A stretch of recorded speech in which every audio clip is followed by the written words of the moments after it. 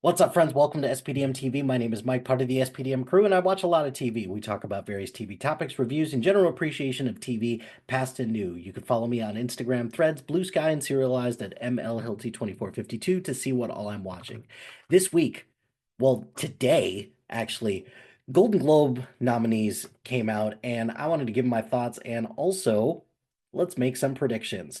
So, this year's 2025 Golden Globes Awards. Lots to kind of parse out with this, but since this is a TV show broadcast or a TV show, a podcast, I probably want to talk about the movie ones first so that we can focus a little bit more on the TV ones. So, a couple things that kind of jump out to me when it comes to the movie side of the Golden Globes. And the first thing is I don't understand this cinematic and box office achievement award. I don't understand it. I really was hoping that the whatever you call it, that the Hollywood Foreign Press would just see that, you know what, maybe this doesn't really work and maybe let's just get rid of it. Because if we're just talking just box office achievement, then Deadpool and Wolverine gets this, right? Because it's still the highest grossing movie of the year. But the funny thing about having Deadpool and Wolverine be the recipient of this award is that we put could possibly get some Ryan Reynolds and Hugh Jackman on screen or on stage, so that could be fun. But I don't get this cinematic and box office achievement award at all. So I don't understand that. The other thing is that from a snub standpoint, I think the main one that I'm kind of a little annoyed with is John M. Chu not getting nominated as Best Director for Wicked. So I don't know. It's been a pretty stacked year for a lot of the motion pictures. So or let me phrase it this way. I think there was a lot of really great motion picture and great work for directing this year. So it just kind of sucks that John M. Chu is the one that kind of unfortunately gets the short end of the stick. But hey, it is what it is. Snubs like this happen all the time. And then the other thing is just category fraud is just so blatant with the Golden Globes right now. And it's really with there's two things in particular is that one, the substance being nominated for best motion picture comedy, musical or comedy. Sure, okay, there it's a very dark comedy. Sure, I guess I can kind of see that, but that is that's just a lot. That's a stretch even for me. But the other thing too is that best performance by an actor in a motion picture, musical or comedy, most of these I can get on board with. But then there's one that just feels so very out of place, and that is Hugh Grant for Heretic. Now, don't get me wrong, I am ecstatic that Hugh Grant got nominated for Heretic. I think his performance was outstanding. It belongs in the drama category, though. Like, what is musical or comedic about that terrifying performance? I don't understand it. And then just kind of like another sidebar with that is that best performance by an actress in a supporting role. Like I get it, you want to push Cynthia Erivo for best actress. But to me, it's kind of a little frustrating that Ariana Grande wouldn't be considered a lead actress as well. But hey, it is what it is. I'm just glad that they're both nominated. A little frustrated that Moana 2 got nominated for best animated feature, but hey, it is what it is. I just don't think it deserves it. But hey, all the other nominees are pretty great. At least the ones that I've seen. I'm looking forward to seeing the other two. I guess the big thing on the motion picture side is that I don't get the love for Amelia Perez. I thought that it was an interesting story. I definitely enjoyed the first act a lot more than everything else, but I just maybe just not my jam. Not exactly what I thought I was getting myself into. I think some of the story beats in it are really great, but it just seems a little strange to me that it leads the way with 10 nominees. Yeah, I don't get it. Anyways, I'll do my predictions for everything at the end, but moving on to the best for to the TV categories, which is predominantly why, what I'm talking about. So we'll go through all of these and then I'll give my thoughts on some of these. So glad to see that the Cecil B. DeMille Award is coming back. So Viola Davis is getting that, and Carol Burnett Award. I've never heard of Carol Burnett Award for this, but maybe it's because I don't give a shit about the Golden Globes, so whatever. But Ted Danson is getting that, so that's cool. Introducing or reintroducing, at least, you've got Best Stand-Up Comedian on Television Award. We've got Jamie Foxx, Nikki Glazer, Seth Meyers, Adam Sandler, Ali Wong, and Rami Youssef. I haven't seen any of these, so I'm not going to give a prediction on this. If I predict, if I have any thoughts on any of these, I guess I would go with Seth Meyers. Sure, I guess.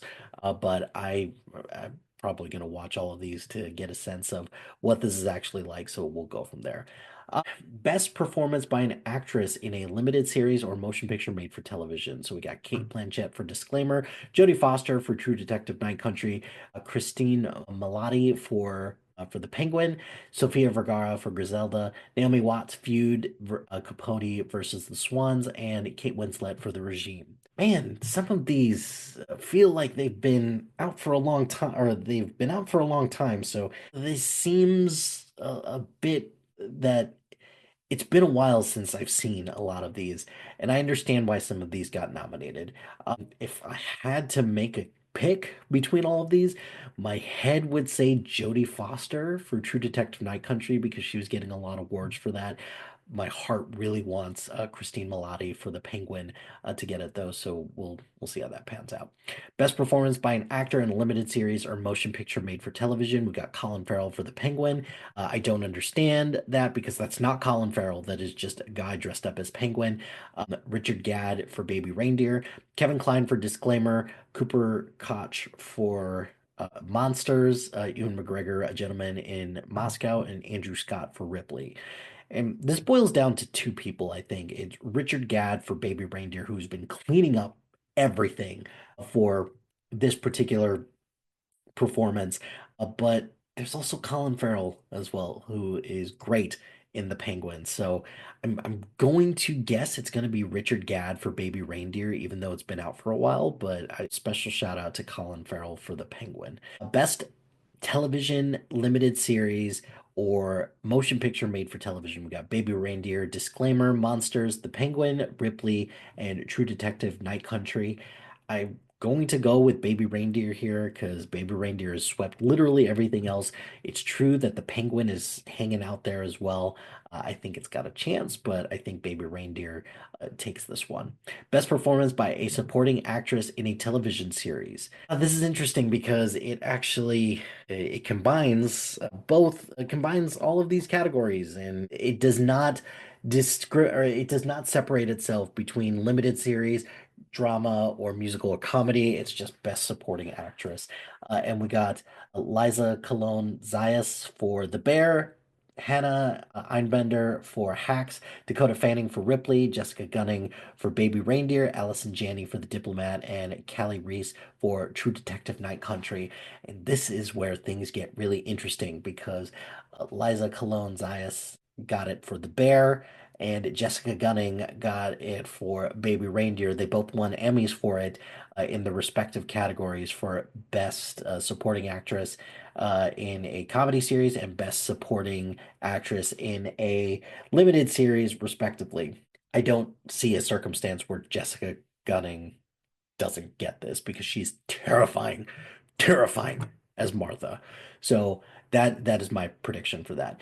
Best performance by an supporting actor in a television series. We got Tadanobu Asano for Shogun, Javier Bardem for Monsters, Harrison Ford for Shrinking, Jack Lowden in Slow Horses, Diego Luna for La Maquina. I think I'm saying that right. And Ivan Masbakrak for The Bear. Now, this is interesting because I would pick Tadanobu Asano for Shogun. Personally, I would even pick Harrison Ford for Shrinking, but I think Ebon Moss-Bachrach is going to take this for the Bear because he's been cleaning up. Best performance by an actor in a television series, musical, or drama. Adam Brody, Nobody Wants This. Ted Danson, A Man on the Inside. Steve Martin, Only Murders in the Building. Jason Segel for Shrinking.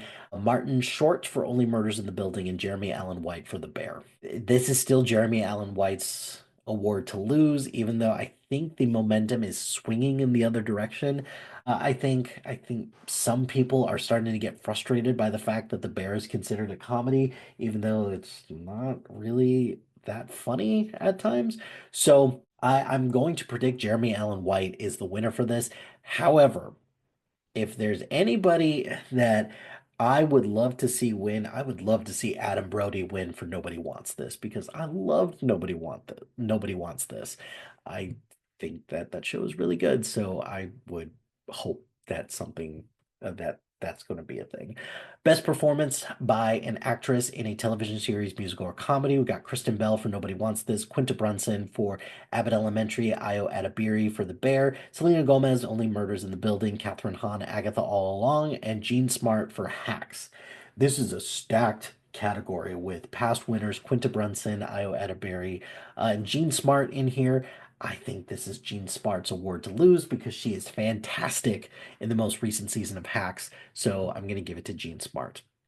Best performance by an actress in a television series drama. We got Kathy Bates in Matlock, Emma Darcy for House of the Dragon, Maya Erskine for Mr. and Mrs. Smith, Keira Knightley for Black Doves, Kerry Russell for The Diplomat, and Anasawa for Shogun. And this is Anasawa's award in Shogun, without a doubt, for this. She was by far one of the strongest performances of the year, if not one of the strongest performances in a very long time. So Anasawa, for sure. Best performance by an actor in a television series drama. We got Donald Glover from Mr. and Mrs. Smith, Jake Gyllenhaal for Presumed Innocent, Gary Oldman for Slow Horses, Eddie Redmayne, The Day of the Jackal, which I'm surprised that's getting so much love, but hey, it is what it is.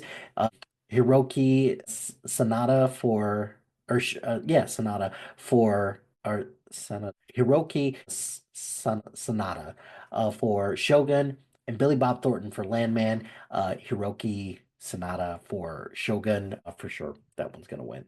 And then we've got finally Best Television Series for Drama. We got The Day of the Jackal, The Diplomat, Mr. and Mrs. Smith, Shogun, Slow Horses, and Squid Game, which good for the Hollywood Foreign Press for getting Squid Game that early, I guess. But this is Shogun's award to lose. And Best Television Series, Music, or Comedy. We got Abbott Elementary, The Bear, The Gentleman, Hacks, Nobody Wants This, and Only Murders in the Building. And as much as I loved Nobody Wants This, I think Hacks is going to take this because I think there's a very large contingent of people who are very frustrated by the Bear being considered a musical or a comedy, and plus this season wasn't as good as the past season, so I'm gonna predict Hacks takes this. But I'm looking forward to the Golden Globes 2025. Nikki Glazer is going to be hosting it, so I guess I can be excited about that. Let's see, Golden Globes this year will be on January. Let's see. So January 5th, 2025. Okay, interesting. All right, fair enough. So yeah, those are my predictions for the Golden Globes. What do you think? Is there anybody that you thought was snubbed? Anyone that you're looking forward to seeing? Yeah, let me know in the comments below, or let us know on our social media posts. But that's going to do it for this episode of SPDM TV. Be sure to like, rate, and subscribe to anything and everything SPDM Crew, wherever you get your podcast. Join us on social media, Facebook, Instagram, X, Threads, Blue Sky, and YouTube at SPDM Crew. Check out our website at spdmcrew.com. Shout out to High Flyer Creative Studios for making our awesome logo. Greatly appreciate their support. And if you have any marketing, logo, or brand standard needs, contact them at highflyercreative.com. If you've got a podcast idea or you're interested in being part of the SPDM Crew as a guest or collaborating, email email us at spdmcrew@gmail.com. Until next time, happy watching, friends.